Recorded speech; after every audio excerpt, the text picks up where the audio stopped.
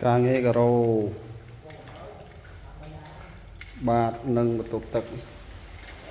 nó tròn ở râu tròn thật đây mình càng nghe chợ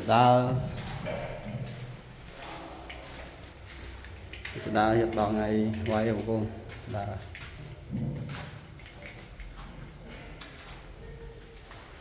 miền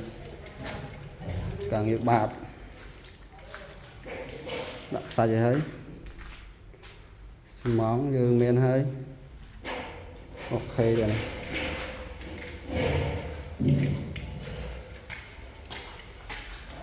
chụp bàn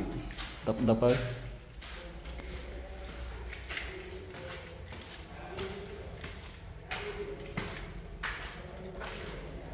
mà dừng quay bàn bên đây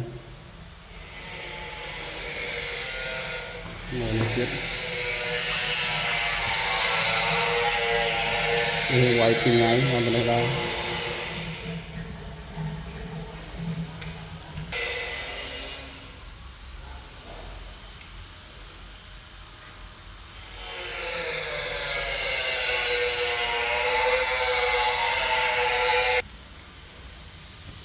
tục tắc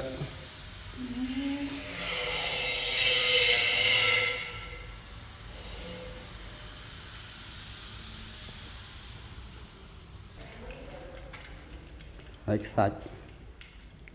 miền ấy quả mỏng rau miền này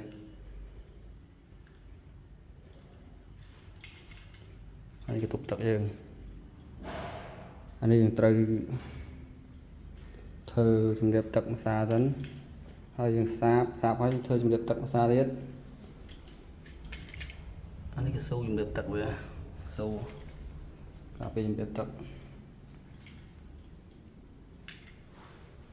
rau mình chèn bây giờ cả tập ba tiết thao vậy